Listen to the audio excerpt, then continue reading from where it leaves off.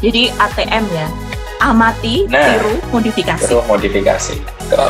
Seperti itu. Oke, gitu ya Mbak Elva. Kalau misalkan belum terpuaskan, bisa komen lagi di sini. Terpuaskan. Gini.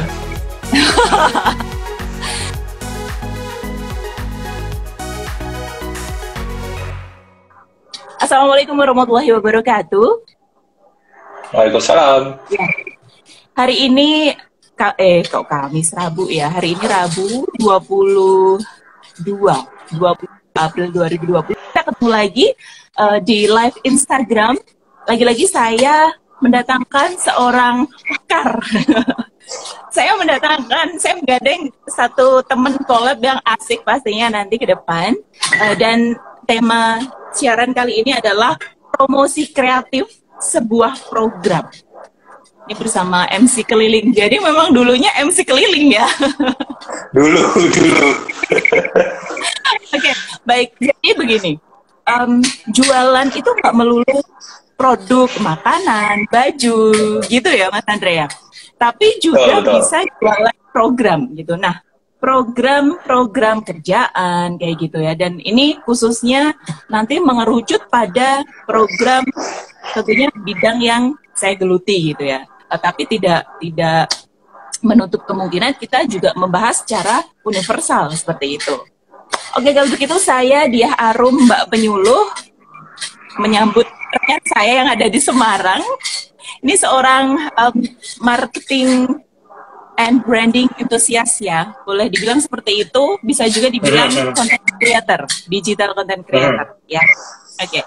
Ini ada Mas Andre, silahkan boleh kenalan Mas Andre. Halo teman-teman. Kabarnya gimana dulu? Kabarnya baik ya? Kabarnya sehat alhamdulillah. Kemarin baru aja dari sana juga, dari Kudus, tapi langsung balik. Iya. Cuman memang kayaknya kondisinya kayak hari-hari biasa gitu ya, nggak ada bedanya. Weekdays, kesininya weekdays. Iya, maksudnya nggak kayak ada kondisi pandemi gitu, masih seperti biasanya aja rame gitu jalanan. Tapi anyway, kalau tadi suruh kenalan, gimana? Masih rutin bekerja, cuman diatur jadwalnya. Oh, oke. Nah, kalau tadi suruh kenalan sebenarnya sih emang dulunya MC, tapi sekarang emang udah fokusnya ke digital marketing sebenarnya. Karena kayaknya menemukan tempat yang baru dan lebih asik untuk dieksplor gitu. Lebih seneng sih di Instagram sih sebenarnya fokusnya. Karena sebenarnya kalau ngomongin soal digital marketing kan luas banget. Nah, tapi sebenarnya lebih fokusnya ke Instagram awal-awalnya. Tapi sampai ke sini kok bisa dibilang lebih senang belajar lebih luas lagi gitu. Mulai dari marketing, branding, dan lain sebagainya. Sampai semua channel itu bisa diikutin kayak gitu. Nah, jadinya sekarang diundang sama Mbak Penyuluh buat istilahnya sharing cerita-cerita, terus berbagi berbagi ilmu juga mungkin yang bisa diambil sama teman-teman nanti di live kali ini gitu aja sih. Oke, tapi boleh dong diceritakan pengalamannya sampai kemudian sampai hari ini, detik ini memilih fokus di marketing dan branding khususnya di Instagram. Mungkin awalnya dari MC itu tadi, terus apa juga gitu pengalamannya, boleh dong di-share dulu. Oke. Jadi MC itu udah beberapa tahun yang lalu sebenarnya, tapi kalau sampai sekarang masih ada yang minta bantuannya sih masih nggak masalah gitu. Tapi kenapa akhirnya fokus ke marketing and branding? Karena dulu sempat kerja 3 tahun di salah satu agensi marketing komunikasi. Nah, di sana itu yang bikin kayaknya marketing ini seru nih, belajar marketing, belajar nge-branding sebuah produk, sebuah brand, sebuah istilahnya ya, nggak hanya, ya tadi itu yang nggak dibilang itu nggak hanya sebuah jualan, tapi juga jasa yang di-branding. Nah, seperti itu tuh, itu menarik. Makanya sampai akhirnya selesai kemarin di agensi itu 3 tahun, terus merasa pengen jalan sendiri, kayaknya bisa nih untuk ngolah sendiri gitu melalui media yang udah kita punya, yaitu Instagram gitu. Jadinya sih kita fokusnya awalnya di Instagram. Awalnya sih dari Instastory sebenarnya. Sebenarnya itu karena kegelisahan pribadi gitu, ngelihat Instastory itu titik-titik banyak banget, tapi cuman kayak gitu-gitu doang gitu, kayak selfie, kayak foto makanan gitu. Akhirnya tuh kayak nge-create sesuatu, jadi Instastory itu jadi menarik gitu, kita desain dan lain sebagainya. Terus banyak yang akhirnya terinspiring dari aku bikin kayak gitu-gitu. Akhirnya pada semua ikutan kayak gitu. Nah itu bagus sih menurutku sih, jadi nggak bosen kita lihat Instastory gitu sekarang. Oke, bahkan beberapa ada yang komentar, wah lihat Instastorymu itu kayak lagi apa ya, kayak lagi kuliah gitu, kayak dapat semacam ya tampilannya menarik, terus kemudian informatif gitu ya, Andrea. By the way, ini di tempatku feedback nggak ini suaranya? Iya. Feedback nggak? Feedback ya? Iya. Ini masih? Tadi fotonya udah kecil. Udah nggak begitu? Udah lumayan. Coba kita tanya teman-teman apakah feedback. Terima kasih ya? Mbak Desi. Mbak Desi ini dari Jawa Timur loh. Terima kasih ya Mbak Desi. Hai, ya. Jawa Timur. Iya benar. Terus saya sapa lagi. Kalau sebentar. Pencet. Terus ada cerita Muria, terima kasih. Winnie Satria. Mas Satria juga terima kasih. Ada Mbak Endira. Terus Kazinatul Fitriah juga, thank you sudah bergabung. Nia Teresiana, silahkan ya teman-teman kalau nanti mau berinteraksi dengan Mas Andre ini ya. Kemudian, berawal dari Instastory begitu, itu semacam ada kemarin kayak ada khususnya gitu gak sih? Atau cuman berawal dari kepo, terus ngulik-ngulik aplikasi sendiri, begitu, terus akhirnya bisa... Awalnya sih pasti butuh role model ya. Kayaknya semuanya yang pingin sesuatu yang lebih baik itu kita harus ngeliat dulu nih awalnya. Ada ATM lah, mati tiru modifikasi gitu. Nah kita harus cari role model dulu nih, kira-kira kita mau arahnya kemana dan siapa yang sudah expert di bidang itu gitu. Nah, ketika kita udah dapat, kita cari tahu nih dia caranya tuh seperti apa, belajarnya dari mana dan lain sebagainya. Dia punya channel-channel nggak yang bisa buat kita belajar. Nah, kebetulan role model saya itu waktu itu punya channel di YouTube kalau nggak salah, itu dia kasih tutorial. Nah, dari situlah mulai belajar nih cara bikin Instastory yang estetik seperti apa, aplikasi yang digunakan seperti apa, sampai akhirnya bisa sendiri posting-posting karya itu. Oke, baik. Awal mulanya dari situ. Nah, kita sekarang masuk ke materi ya. Nah, tadi saya bicara digital marketing. Mungkin ini bisa dikenalkan pelan-pelan gitu ya pada teman-teman. Sebenarnya apa sih digital marketing itu dan sebenarnya seberapa menariknya atau seberapa memberikan impact-nya sih digital marketing ini dibandingkan dengan marketing yang secara istilahnya apa ya? Kalau offline itu apa ya? Konvensional. Konvensional. Nah, secara konvensional itu seperti apa? Nah, sebenarnya kalau kita ngomongin soal digital marketing itu skopnya luas banget ya. Skopnya itu bisa dibilang kadang tergantung dengan kondisi gitu. At least kayak gini nih, segampang seperti ini aja. Digital marketing itu kayak apa ya, istilahnya proses gimana caranya orang tahu produk atau brand kita yang sebelumnya dia nggak tahu jadi tahu lewat channel digital. Segampang itu. Nah, tinggal channel digital ini banyak nih yang mau kita manfaatin. Nah, itu yang nanti akan butuh strategi masing-masing. Treatmentnya beda dari masing-masing channel. Gitu. Tapi sebenarnya digital marketing sendiri itu adalah sebuah proses tadi itu. Dari nggak tahu jadi tahu melalui channel digital. Oke. Kayak gitu. Simpelnya seperti itu ya. Simpelnya seperti Betul. itu. Dan bahkan kalau sekarang ini kalau kita ngomongin soal digital marketing tuh apa ya, cakupannya itu ada dua biasanya kalau orang ngomong gitu digital marketer ya. Ada digital marketing spesialis, ada digital marketing strategis. Oke. Nah, kalau digital marketing strategis itu adalah orangnya tahu strateginya, tapi dia butuh orang lain untuk jadi tim untuk mewujudkan strateginya itu. Oh, I see. Nah, kalau digital marketing spesialis, dia yang tahu teknisnya. Dia yang tahu misalnya copywriting-nya yang bagus seperti apa, dia tahu Facebook Ads-nya yang cocok seperti apa, desain website-nya yang bagus seperti apa. Nah, itu adalah spesialis. Gitu. Jadi strategis itu akan jalan bareng dengan spesialis. Nah, ini yang banyak dibutuhin sekarang nih di industri kayak gitu. Strategis ini bisa dibilang pelakunya ya, kayak misalkan nanti pihak ketiganya itu bisa ya. Ownernya dan lain sebagainya. Ya, dia punya timnya gitu. Agensi seperti itu ya. Oke. Tadi kan dibilang nih digital marketing itu luas banget, luas. Kalau boleh disinggung beberapa poin, ada apa aja itu? Mencakup apa aja? Tadi yang dibilang luas itu adalah channel yang digunakan. Gitu. Oh gitu. Sebenarnya kalau skupnya ya hanya digital itu ya hanya yang bersentuhan dengan online gitu.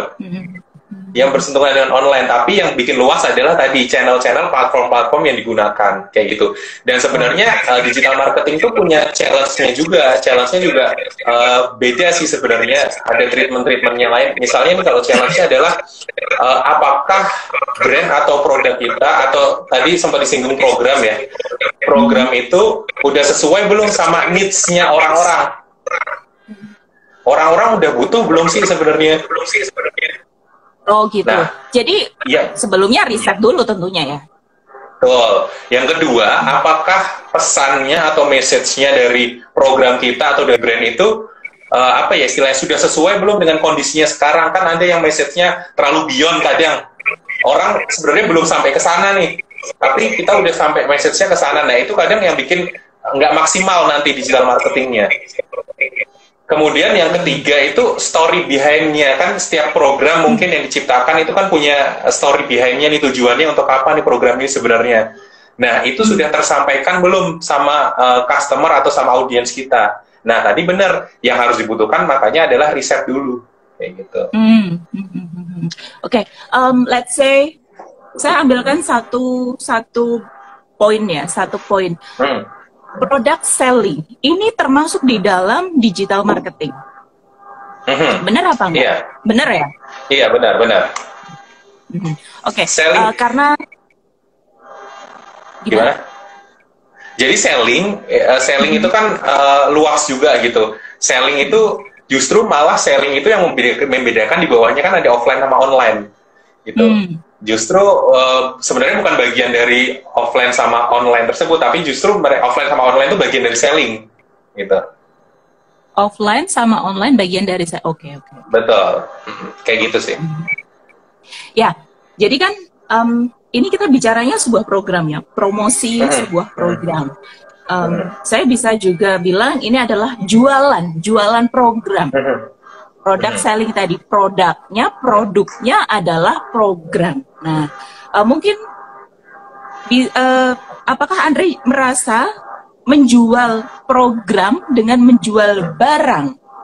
Ini kan program sesuatu yang istilahnya ya kadang ada yang abstrak seperti itu ya. Nah, ini apakah memiliki tantangan tersendiri? Basicnya sih semua brand, kalau aku biasanya nyebutnya brand ya, apapun itu ya, produk mau program dan sebagainya itu sebutnya brand gitu. Nah, setiap brand itu pasti punya tantangannya masing-masing gitu. Ya, either itu nanti masalah di audiensnya pasti akan beda, segmennya, atau memang treatment ketika melakukan digital marketing itu strateginya yang beda gitu. Nah, tapi sebenarnya harus dicari tahu dulu adalah, ya mungkin mindset-nya nih harus disetting dulu adalah, dibedakan dulu marketing sama selling. Oh, oke. Marketing sama selling itu sering dianggap sama gitu, atau marketing sama sales ya sering dianggap sama, padahal sebenarnya beda sebenarnya. Marketing itu adalah orang yang menyiapkan senjatanya, tim yang menyiapkan senjata gitu, nge-create strateginya.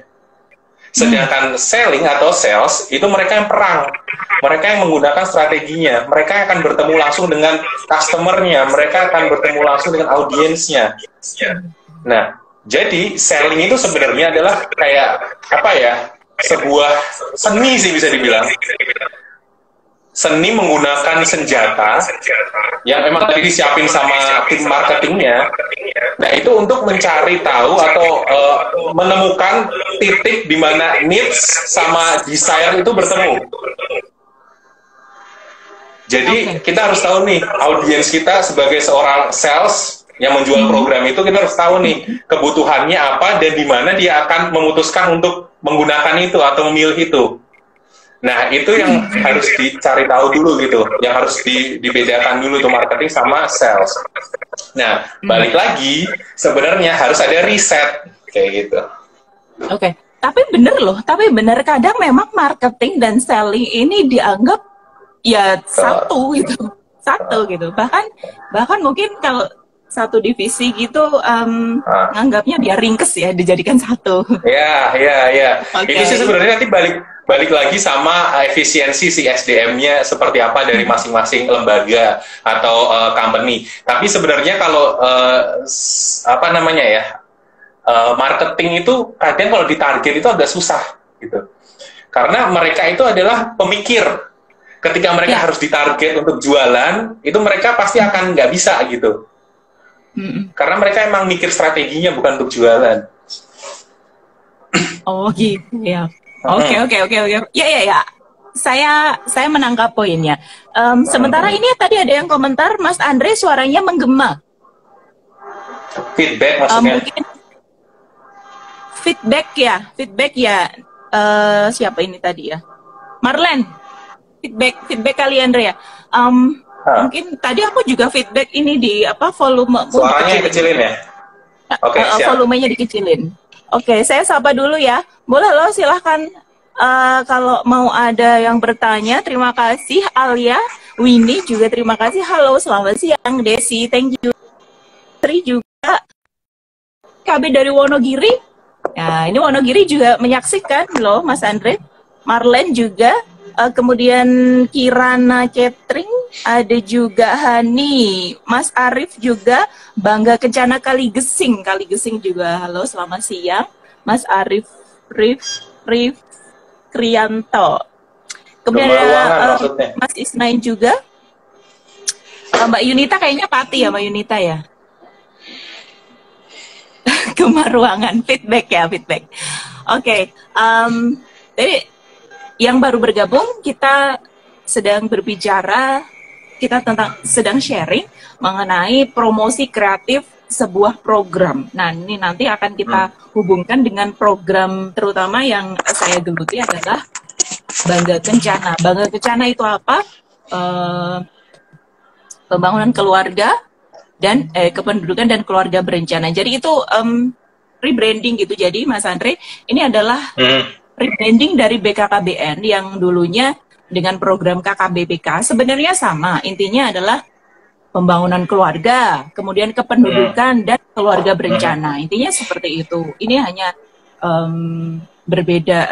berubah brandnya, tetapi juga ada esensi di situ, memunculkan. Jadi sebenarnya ini juga sejalan dengan apa yang kita bahas di sini, karena dari rebranding ini juga mengangkat esensi seperti ini, lebih juga menargetkan pada generasi milenial, generasi milenial, which is yang relevan sama keadaan sekarang adalah yang melek digital gitu kan ya. Dan BKKBN itu ingin sekali lebih menyentuh ke ranah tersebut gitu dengan pengembangan programnya gitu kan. Jadi ingin memberikan kesan tidak kaku seperti itu dan lebih menyentuh ke semua lapisan masyarakat. Nah, salah satunya juga yang menjadi target utama itu adalah kaum milenial gitu, yang dianggap membawa pesan untuk generasi berikutnya begitu Mas Andre. Nah, ini sejalan dengan apa yang kita sharingkan di sini, rebranding, sejalan juga dengan promosi kreatif. Nah, ini saya boleh ini ya minta pendapatnya, sharingnya dari Mas Andre ini bagaimana dengan promosi kreatif sebuah rebranding dari BKKBN itu tadi. Sebenarnya sih kalau kita ngomongin soal promosi kreatif, kita harus tahu dulu nih reasonnya kenapa kita melakukan promosi yang berbeda. Istilahnya kreatif ini kan yang tidak sama dengan yang lainnya nih. Betul. Nah, reasonnya itu apa dulu? Kita harus tahu dulu kenapa kita melakukan itu. Kalau misalnya ada reasonnya tuh kayak gini nih, salah satu contohnya. Sekarang kondisinya kan istilahnya sedang lesu-lesunya nih, semuanya sedang turun nih. itu sebenarnya bukan karena dari ekonominya yang lagi lesu, tapi sebenarnya ada kayak outbreak wabah yang bikin semuanya jadi lesu gitu. Nah, semuanya pasti yang lewat offline sebelumnya itu akan pindah ke online, migrasi ke online. Betul. Ya. Nah, mereka pasti akan mikir nih gimana caranya mereka juga harus punya pasar yang baru nih di online ini. Mereka akan berlomba-lomba untuk mencari platform, mencari tempat di mana mereka bisa promosi lagi. Bayangin, misalnya nih, dulu sebelum ada wabah ini, ada 5 slot iklan, misalnya Facebook Ads yang disediakan, dan yang butuh itu ada 5. Itu semuanya dapat, gitu. Sekarang kondisinya adalah Facebook Ads misalnya, slotnya ada 5, yang butuh 50. Nah, mereka itu pasti akan bersaing. Mereka itu pasti akan, istilahnya mencari sesuatu di mana mereka bisa dapat tempat selain ini. Selain di Facebook Ads ini. Makanya dia menggunakan cara yang namanya kreatif promosi gitu. Cara di mana mereka bisa sustain juga, dapat hati di namanya audiensnya dengan cara yang lain, cara yang kreatif. Itu baru kita bisa tahu, oh ternyata kebutuhannya kayak gitu, reasonnya kayak gitu, kita bisa melakukan yang namanya kreatif promosi. Nah, sebenarnya kalau tadi ngomongin soal rebranding, itu jauh lebih enak nih daripada yang mulai dari nol gitu. Dari awal. Yang mulai dari awal. Benar. Karena rebranding sebenarnya adalah mereka sudah tahu audiensnya siapa, targetnya apa, treatmentnya seperti apa. Tinggal masalahnya kalau rebranding biasanya ada message baru nih yang ingin disampaikan. Ada sesuatu yang fresh yang ingin diberikan ke customernya atau ke audiensnya. Nah, itu yang perlu di-treatment nih, yang perlu difokusin ke situ. Jadi nggak usah melebar terlalu luas. Rebranding masalah gimana caranya awareness-nya lagi, gimana caranya macam-macamnya lagi. Tinggal message-nya aja yang dikuatin, yang disampaikan ke mereka gitu. Oke. Yang saya amati BKKBN ketika melakukan rebranding itu memang ya sudah sudah sesuai dengan konsep awal, seperti itu. Jadi merebrand logo, pertama merebrand logo. Rebrand logo itu benar-benar berubah dari logo yang BKKBN yang waktu lalu itu dengan yang sekarang ini berubah. Kemudian lebih secara logo itu, kalau saya boleh komentar, lebih kekinian, iya. Secara tampilan dulu ya, lebih kekinian, iya. Dan terlepas dari kekinian atau enggak, itu pastinya sebuah logo itu mempunyai filosofi, dan filosofinya juga bagus gitu. Memang kemudian menuai pro dan kontra, dalam artian ada yang masih menyukai logo sebelumnya karena dianggap sudah sangat menyatu logonya, sudah sangat merepresentasikan identitasnya gitu ya, merepresentasikan program dari BKKBN KKBPK itu tadi. Di sisi lain banyak juga yang itu dengan anggapan lebih dinamis, lebih mengikuti zaman seperti itu ya. Ya banyak. Zaman. Dan itu mungkin memang salah satu resiko dari rebranding ya. Konsekuensi bukan resiko. Benar sih, emang pasti kayak misalnya setiap perubahan lah, setiap dimanapun itu pasti ada pro dan kontranya gitu. Tinggal gimana tadi, balik lagi gimana kita bisa meyakinkan dengan sesuatu yang baru ini jadi membawa energi baru juga gitu. Jangan sampai kita udah rebranding sampai logo, sampai looks-nya seperti apa, feel-nya seperti apa, masih sama juga gitu. Dari mulai pembawaannya, dari mulai gimana how to communicate-nya, itu juga harus berbeda gitu. Betul. Dan menurut saya juga ini holistik ya. Jadi dia BKKBN ini melakukan sekarang memang lebih gencar menggunakan media sosial ya kan, dari Facebook, Instagram, kemudian YouTube, terus Twitter, kayaknya semuanya ada dan mulai sangat aktif gitu ya. Terus live seperti ini juga, dan menurut saya memang harus seperti itu, mengikuti perkembangan zaman itu memang harus seperti itu gitu ya. Oke, sebentar, ini ada pertanyaan dari Mbak Elva, ini tadi yang Jawa Timur. Mas Andre, tips dan trik tips dan trik dong Kak, langkah untuk mengawali digital marketing itu bagaimana? Kami sudah membuat channel Instagram dan lain-lain, membuat akun Instagram maksudnya, dan lain-lain untuk promosi program. Hanya saja followersnya masih sedikit. Nah, ini juga yang mau saya tanyakan sih, karena saya lihat dari pengalamannya Mas Andre ini juga followersnya juga udah banyak, kemudian juga bisa memberikan impact ke pernah ngadain kelas ya kan, pernah ngadain kelas, kemudian yang mengikuti kelas juga Mas Andre juga kan penambahan. Agak putus-putus nih Mbak. Sorry. Putus. Iya, udah. Halo? Sip. Udah. Ya, udah aman. Jadi mungkin bisa di-share Mas Andre sendiri, bisa di-share pengalamannya khususnya ini tadi ya, mengembangkan follower, menaikkan followers atau engagement, mungkin yang lebih dalam lagi, engagement antara saya dan followers saya gitu, gimana? Sebenarnya sih kalau kita ngomongin gimana cara mulainya, ya tadi pertama pertanyaan gitu ya, gimana cara mulainya untuk digital marketing, sebenarnya tadi itu semua hal yang akan kita mulai itu harus ada risetnya. Kalau saya ya, itu harus based on riset gitu. Karena supaya kita nggak terlalu jauh nanti udah melakukan step tapi ternyata nggak sesuai dengan yang kita inginkan. That's why itu pentingnya sebuah riset gitu. Riset itu nggak usah yang dianggap yang susah banget, enggak. Tapi at least kita tahu dulu nih, kita mau kemana, kita mau nge-grab yang mana, dan kita mau seperti apa nantinya. Nah, itu harus tahu dulu tuh. Nah, ketika kita udah riset, ketika kita sudah melakukan riset, kita harus melakukan step yang namanya kita harus berani mulai. Percuma kalau cuma riset doang, kita nggak berani melakukan apapun. Istilahnya kayak gini, untuk awal-awal misalnya baru bikin, jangan langsung nargetin mau dapat followers 1.000, 5.000, 10.000.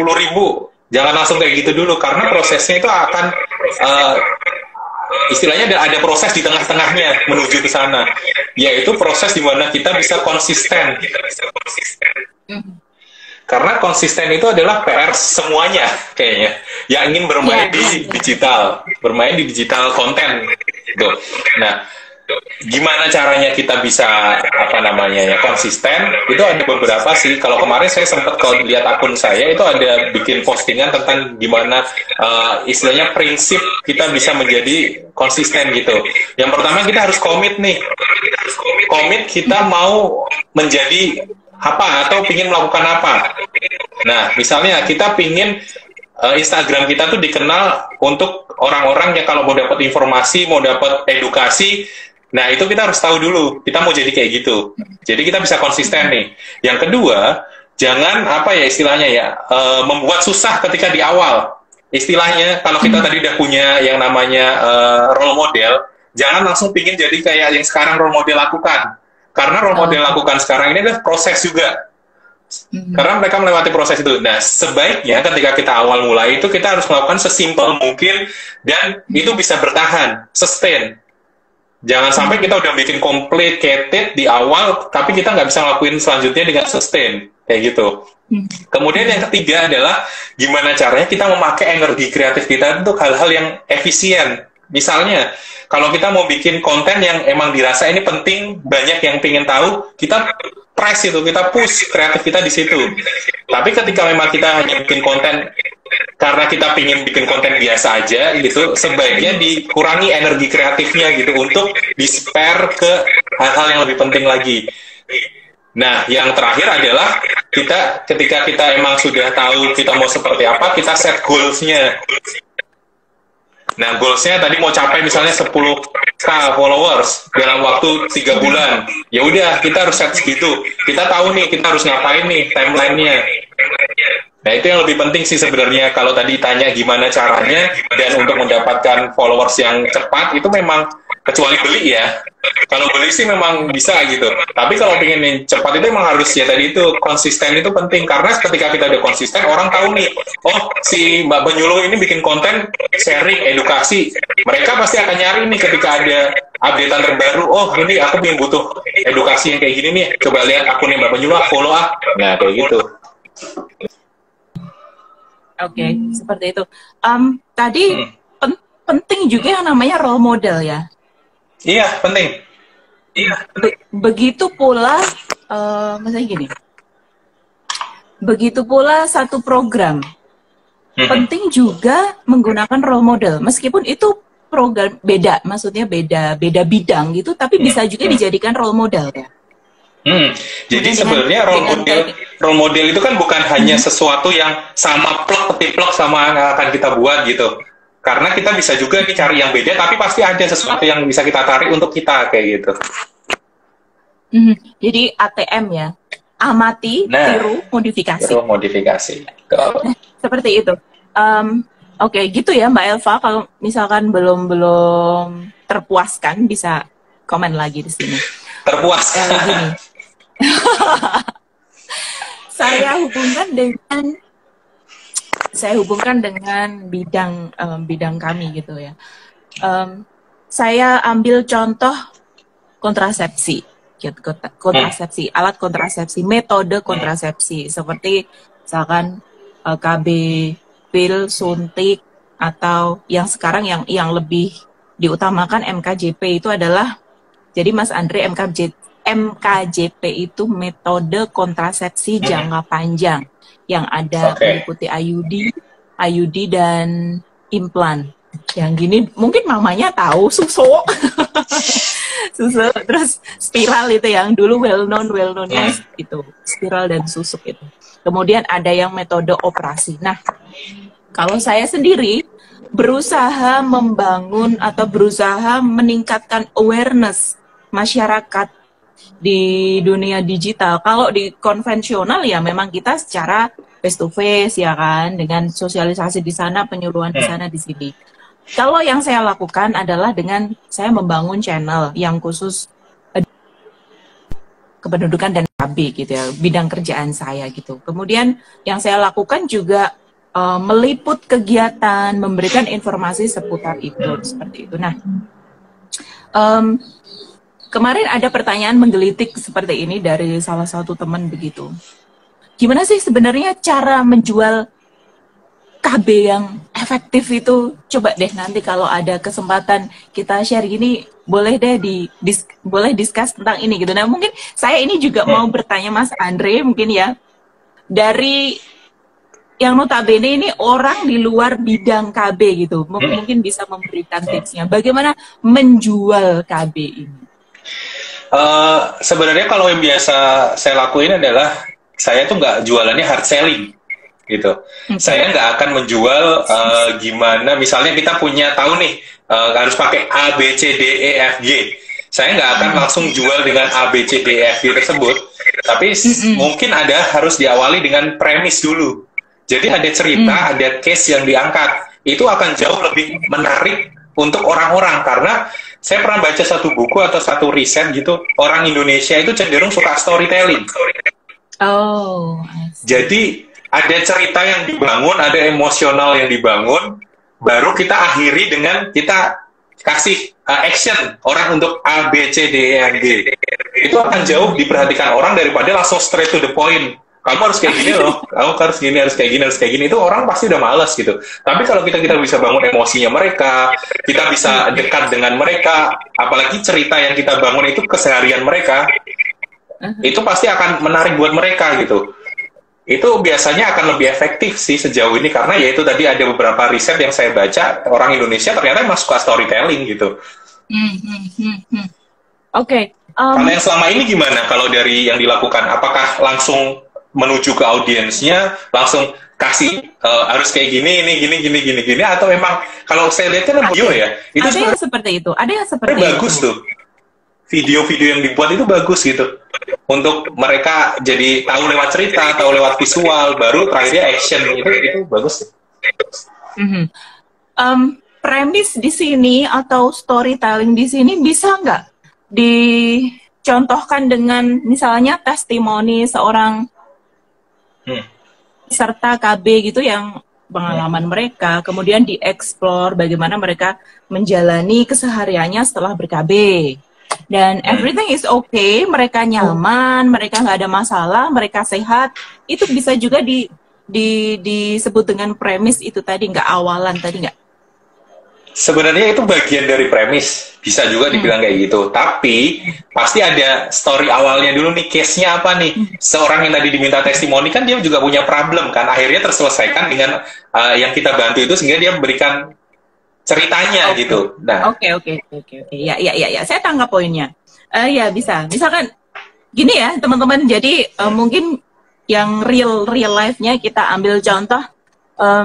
Dalam satu keluarga memiliki permasalahan. Permasalahannya adalah mereka sudah sangat kesulitan untuk istilahnya apa ya? Mensejahterakan gitu ya. Mensejahterakan keluarga, si kepala keluarga juga merasa sudah kayaknya sudah cukup deh gitu, dan akhirnya memutuskan untuk ber-KB itu tadi, dan itu mungkin bisa jadi awalannya. Terus selanjutnya, bagian dari premis selanjutnya adalah kemudian dia ikut ber-KB, dia akhirnya baik-baik saja, dia sehat dan bisa lebih sejahtera seperti itu mungkin ya. nah itu emang dari awalnya sampai akhirnya pasti seperti itu tuh, tujuannya kan sama kan, semuanya pengen sejahtera dan lain sebagainya. Nah tinggal ya premisnya itu pasti ada beda-beda nih, setiap orang pasti punya pengalamannya masing-masing nih, tinggal di riset lagi aja pengalaman yang menarik itu yang paling deket banget dengan keseharian orang banyak tuh yang mana, nah yang diangkat aja kayak gitu.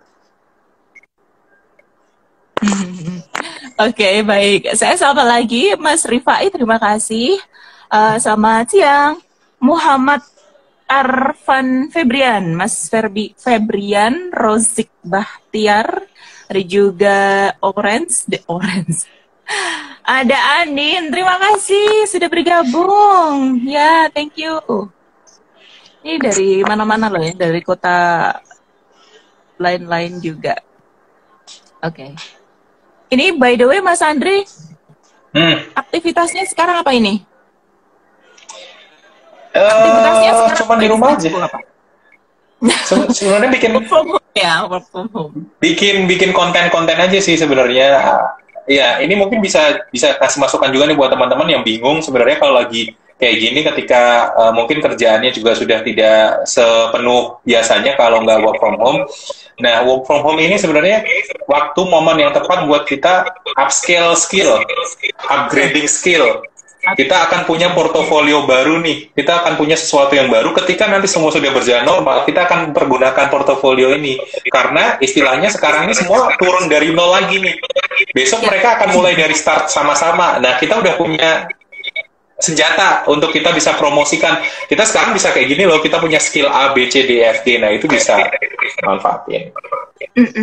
Tapi memang benar. Jadi ketika masa-masa seperti ini, akhirnya dari teman-teman IPKB sendiri itu berlomba-lomba dalam arti positif ya, berlomba-lomba membuat konten yang sangat edukatif, ya menghibur juga, entertaining juga, edukatif juga. Dan saya mengamati, kebetulan saya kan pengguna berat ya kan, pengguna medsos berat gitu. Jadi jadi saya mengamati itu muncul gitu loh, muncul sana sini kota kabupaten. Saya mengamati Jawa Tengah ya, itu muncul gitu loh. Bener banget kalau skill gitu, yang selama ini mungkin disibukkan dengan kegiatan lapangan yang banyak sekali, administrasi juga banyak banget. Kemudian ketika waktu seperti ini, istilahnya istirahat sebentar gitu, banyak sekali konten-konten yang menurut saya itu luar biasa kreatif banget. Nah, ini juga bagian dari promosi kreatif tadi ya Mas Andre ya? Nah, benar-benar. Jadi sebenarnya promosi kreatif itu nggak hanya bisa dilakukan oleh kita sendiri yang punya program, tapi kita juga kadang bisa disupport sama circle kita yang ternyata juga terinfluence sama yang kita bikin, sehingga kita tidak perlu bikin lagi, mereka yang akan melanjutkan apa yang kita buat, promosi yang kita buat, kayak gitu. Nah, ini bicara tentang circle, ini ada sesuatu hal yang menggelitik ini. Dan menarik menurut saya. Saya tahu circle itu pertama dari Twitter. Jadi kalau di Twitter itu memang ada semacam circle. Bagaimana cara menaikkan followersnya, kemudian bagaimana menaikkan likes, sama retweet, sama replies-nya itu. Ketika semuanya itu naik, kemudian kan bisa viral nih ya. Nah, seperti itu. Ternyata bisa, apa ya istilahnya ya, konsep seperti itu bisa diterapkan dimanapun ya, termasuk yang tadi disampaikan Mas Andre itu, Circle. Nah, kalau di sini saya menangkapnya circle ini adalah ya teman-teman dari IPKB seluruh Jawa Tengah itu. Tentunya dari IPKB Jawa Tengah punya circle, kemudian masing-masing kabupaten ini punya circle yang lain lagi gitu ya Mas Andri? Iya, betul. Jadi sebenarnya kalau kita ngomongin soal circle yang tadi disinggung masalah Twitter ya, yang bisa viral dan sebagainya, ini berlaku untuk semua sosial media sih. Sebenarnya zaman sekarang itu penting buat kita tahu algoritma masing-masing sosial media, karena algoritma masing-masing sosial media itu berubah dengan cepatnya sekarang, gitu. Jadi itu mempengaruhi treatment kita promosi nanti gitu. Ketika misalnya sekarang nih contoh, let's say karena saya fokusnya di Instagram, misalnya sekarang itu berubahnya yang paling ekstrim adalah kalau kita pingin tampil di explore orang, kan ada yang explore, bagian explore kan, ada bagian kita, wall kita, terus ada bagian explore-nya selanjutnya. Nah, kalau kita pingin tampil di bagian explore itu, ketika kita punya konten, tariklah dengan DM. Jadi mereka diminta untuk nge-DM kita sesering mungkin, mengkomen kita sesering mungkin, nanti kita akan muncul di postingan explore itu, gitu. Jadi makanya sekarang banyak banget nih konten-konten atau yang bikin giveaway. Mereka kalau pingin misalnya bagi ebook, kalau mau ebooknya kalian bisa DM, nanti bisa dikasih linknya atau komen di bawah, ketik mau. Nah, ketika ketik mau itu, nanti mereka akan semua ketik di situ tuh mau semua, itu akan naik postingannya. Kayak gitu. Jadi bukan hanya dari like doang gitu, tapi sekarang algoritmanya berubah kayak gitu. Itu contohnya sih sebenarnya. Facebook pun juga seperti itu. Itu berubah semua. Bener. Itu kalau yang semacam itu saya juga tahunya dari Facebook ya, yang kayak ketik mau atau ketik like itu ya ternyata bisa menaikkan algoritma ya. Nah, ini memang kalau yang saya punya kan sama soalnya. Yang punya Facebook sama Instagram kan sama, jadinya algoritmanya pasti akan dikembangkan dari situ. Nah, algoritma ini memang agak butuh waktu untuk belajar ya. Saya sendiri juga belum ngerti banget gitu algoritma ini. Nah, mungkin ya maksud kesimpulannya ya itu tadi ya teman-teman, kalau semakin sering itu orang berinteraksi di kanal kita, nah makanya semakin ada kemungkinan muncul gitu ya di mana-mana gitu. Betul. Dan memang jadi engagementnya tinggi gitu istilahnya. Engagementnya tinggi, betul-betul. Oke, jadi juga Mas Andrea menjalani, menayangkan dengan apa yang saya lakukan seperti ini, itu juga pro dan kontra. Dalam artian begini, malah kemudian fokusmu cuman gitu-gitu aja kan, hanya di ranah online saja, digital saja gitu. Tapi di sini tujuan saya adalah yang pertama itu bagaimana meningkatkan awareness masyarakat, mengedukasi masyarakat bahwa ada program-program semacam ini loh, semacam program kami ini ada gitu. Dan boleh dibilang saya mengawali ini dulu itu belum ada teman gitu, dan kemudian ternyata ada diapresiasi meskipun juga sulit ya jalannya waktu itu kayak gitu. Nah, jadi gini Mas Andri, bagaimana untuk terus meyakinkan bahwa posisi kreatif melalui digital seperti ini itu memberikan impact yang positif, itu bagaimana meyakinkannya?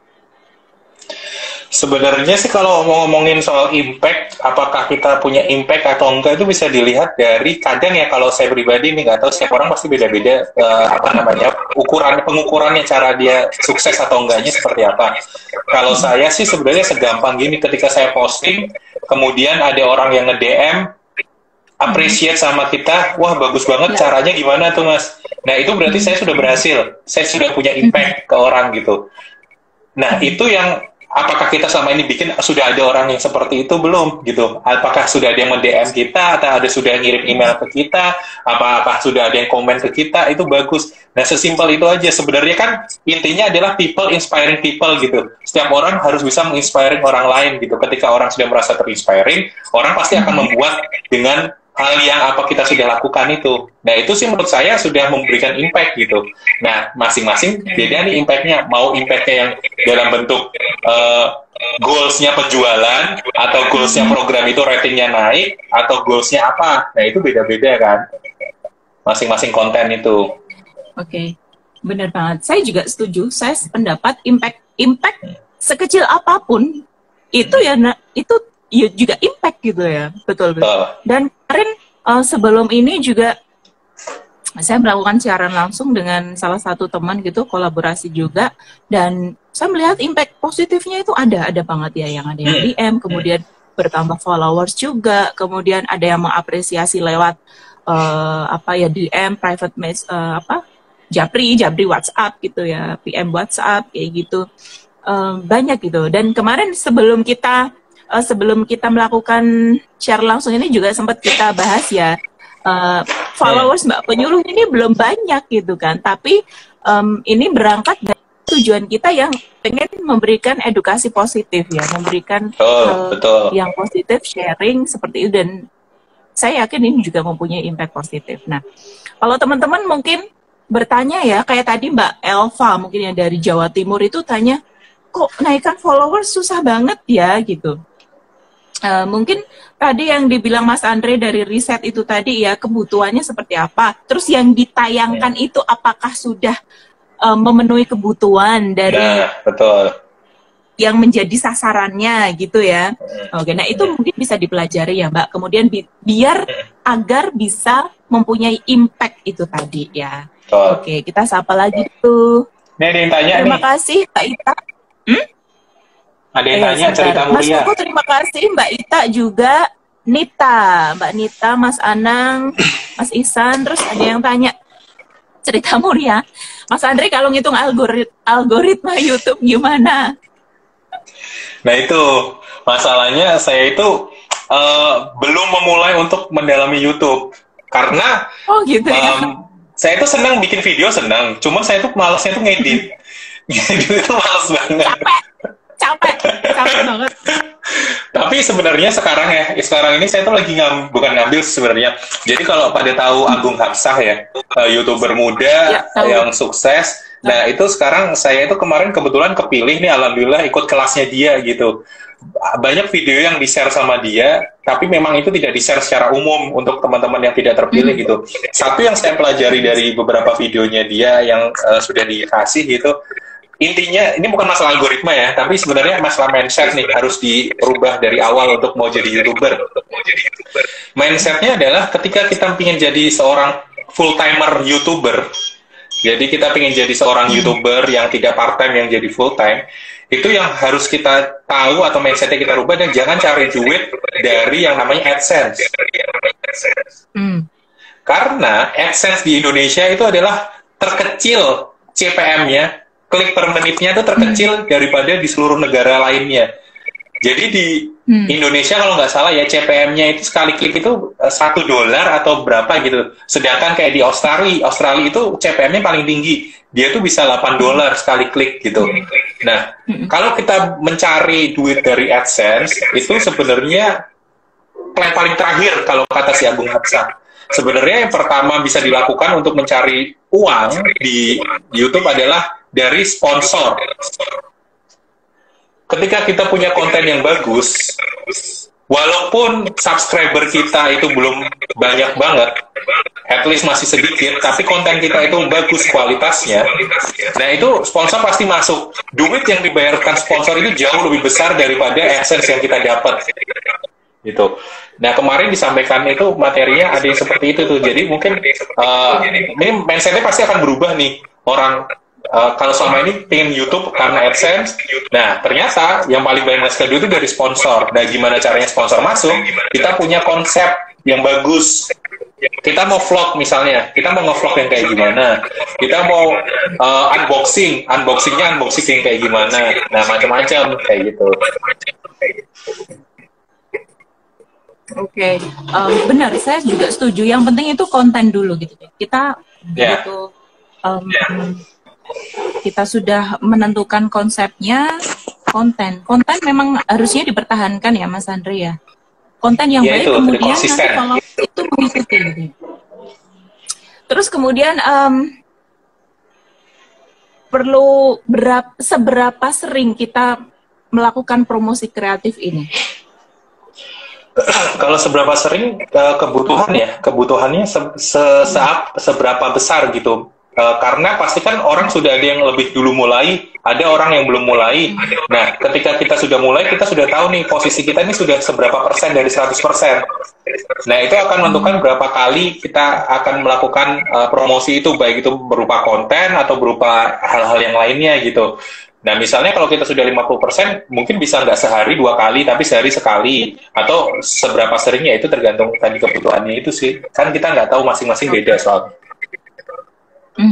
Iya, lagi-lagi berdasarkan kebutuhan tadi, needs-nya tadi ya.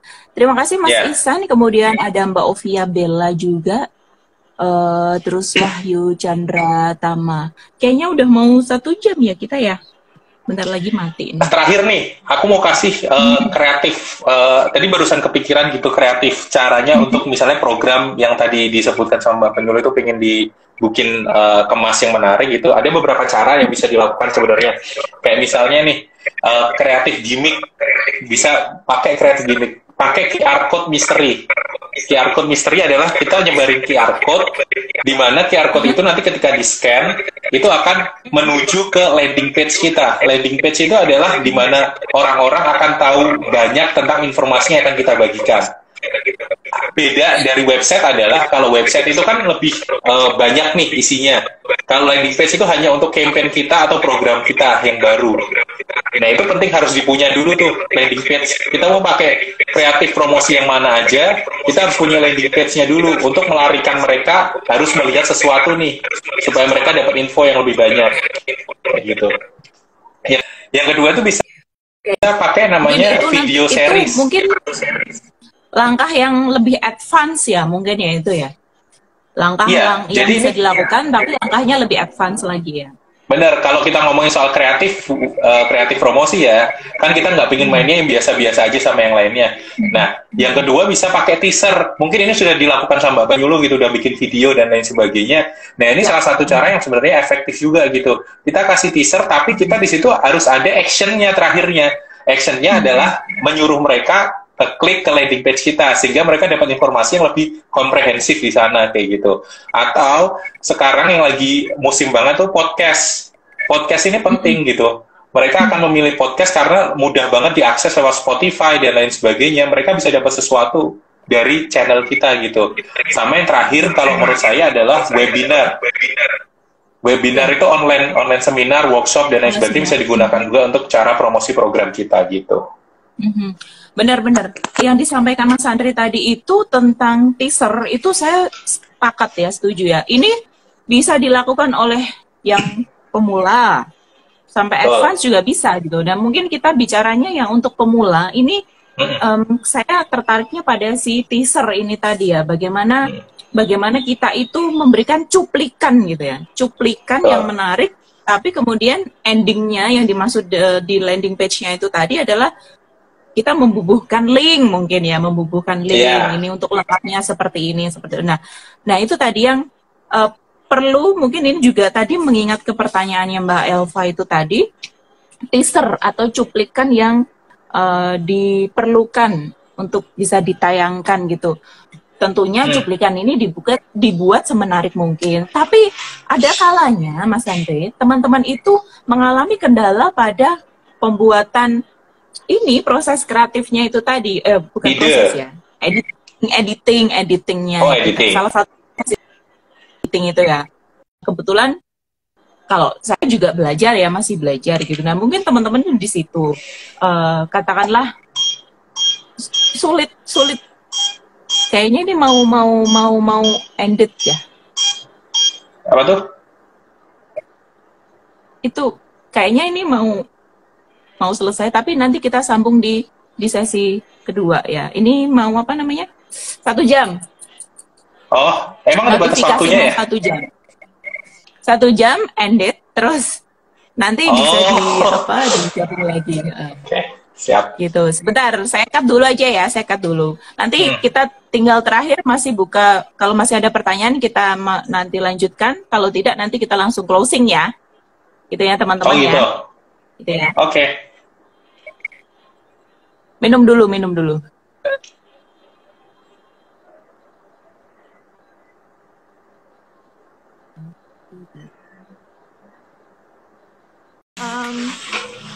Pak Aranko silahkan kalau mau ada pertanyaan ya Pak Aranko ya.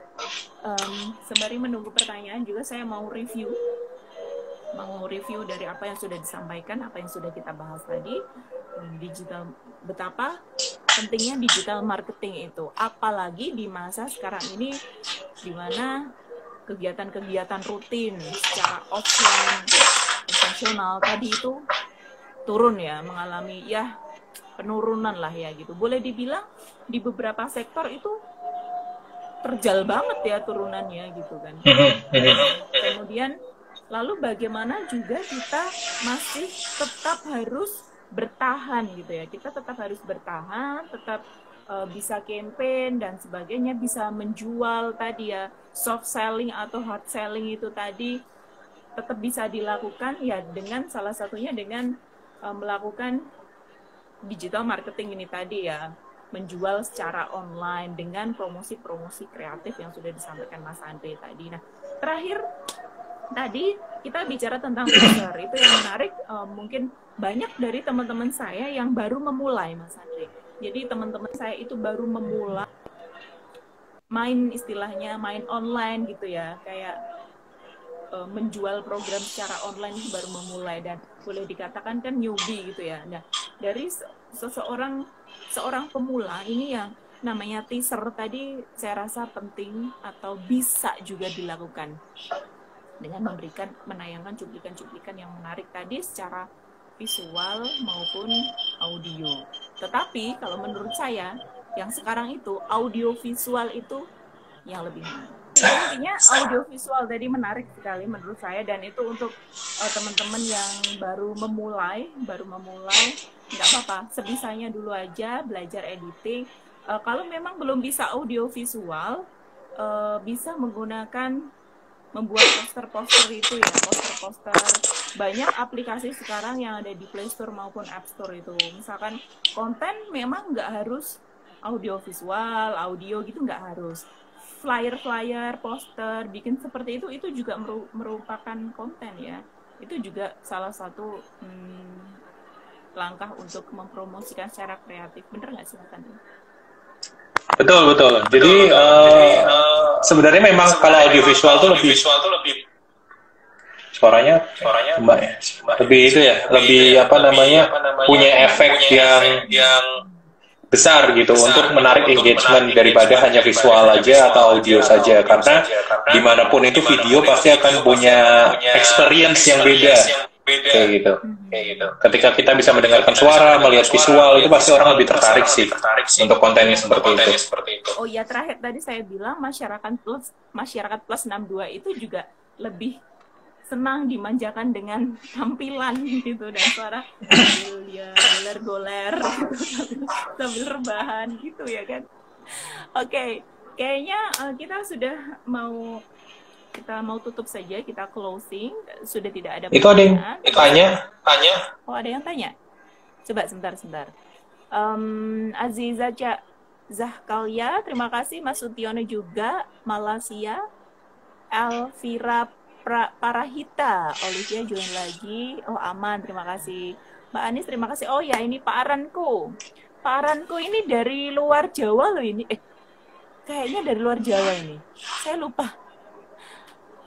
Saat ini sedang merebak COVID-19 hampir merata. Tentu akan berdampak terhadap ekonomi masyarakat. Apa model solusi yang ditawarkan kepada masyarakat? Maksudnya ini apa ya Pak? Maksudnya ini lebih kepada tindak langkah saat ini sedang merebak COVID-19 hampir merata, tentu akan berdampak. Oh, beda skop. Apa Mas Andri mau menjawab? Enggak, ini bawahnya ada tuh. Maksudnya terkait dengan promosi kreatif. Maksud saya terkait dengan promosi kreatif karena tidak sesuai wilayah. Oh, tidak semua wilayah terjangkau signal bagus. Oh iya, ya, oke, oke, oke, oke. Oh, Pak Aranko seperti itu ya. Mungkin juga ini kaitannya dengan memang benar ya kondisi apa ekonomi masyarakat tadi benar banget. Nah, ini kemudian apa Mas Andre solusinya? Solusinya sebenarnya sih kalau yang paling pas adalah mengalihkan yang tadi itu dari offline ke online. Tapi kalau kondisinya memang sinyalnya kurang bagus, memang ini ada problem yang muncul lagi gitu ya. Ketika kita pengen menjangkau online, tapi ternyata sinyalnya atau jaringannya belum sebagus itu. Nah, itu sebenarnya harus dikuatin promosi di konvensional lagi, balik lagi gitu. Ketika kita agak terbatas lewat online atau yang sekarang lagi banyak dipakai, ya konvensional mau nggak mau harus di 2 kali lipatin gitu. Supaya kita nggak apa ya istilahnya nggak tertinggal gitu. Tapi kan sebenarnya yang bikin kondisi offline ini susah itu bukan karena dianya sendiri, tapi dia yang dipaksa untuk masuk ke dalam kondisi yang seperti ini gitu. Misalnya nggak ada orang yang keluar rumah untuk beli punya dia, nah itu kan agak susah walaupun kita 2 kali lipatin, tapi kondisinya memang bukan karena itu gitu. Oke. Memang ini kemudian muncul masalah baru ya kalau susah signal gitu ya, karena memang modal utama yang salah satu modal utama kan ya signal itu tadi kalau kita bicaranya di platform digital ya Mas Andre ya. Ya mungkin memang akhirnya kembali lagi ke modal konvensional Pak Aranko ya, modal konvensional tetapi dengan masa yang sekarang ini di mana kita sangat mengurangi interaksi dengan sosial, itu memang juga jadi masalah ya Mas Andre ya, tentunya berkurang gitu. Solusi ya apa ya pakai provider yang paling bagus.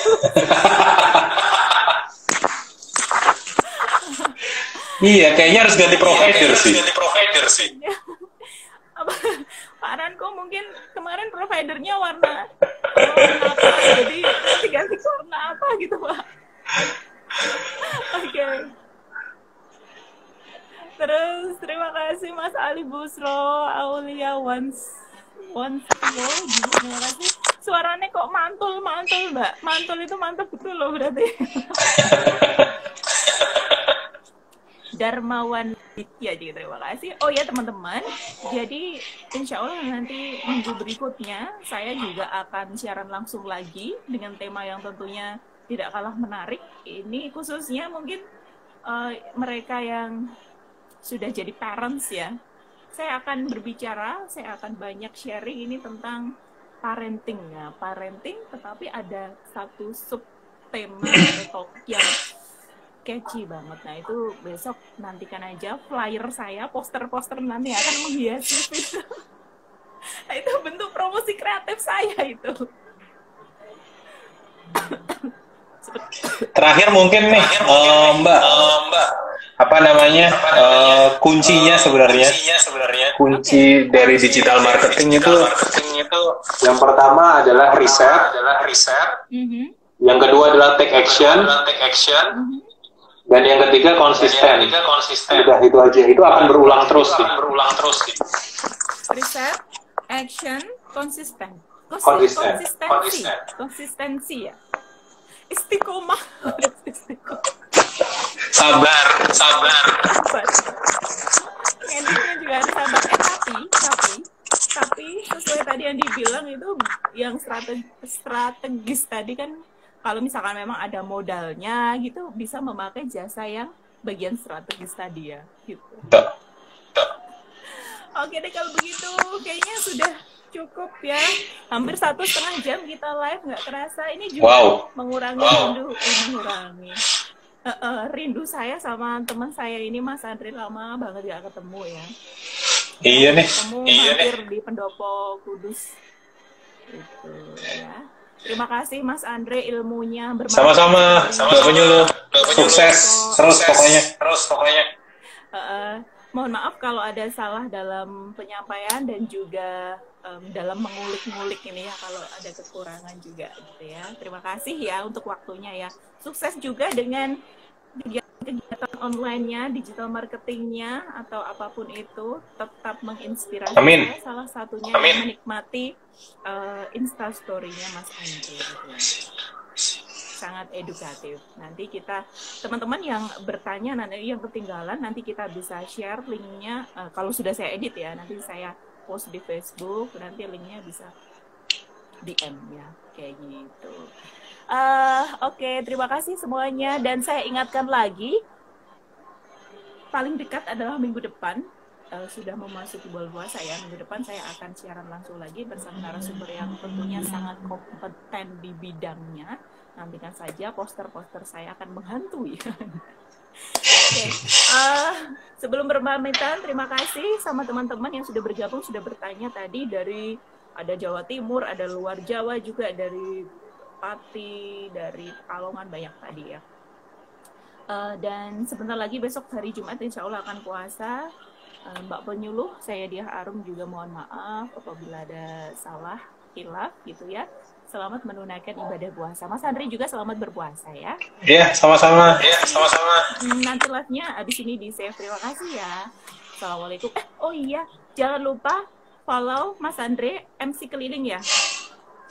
@MC Keliling. Dan follow IG saya, Mbak Penyuluh, juga subscribe channel saya, Mbak Penyuluh. Insya Allah konten-kontennya bermanfaat. Amin. Gitu. Terima kasih ya. Dadah.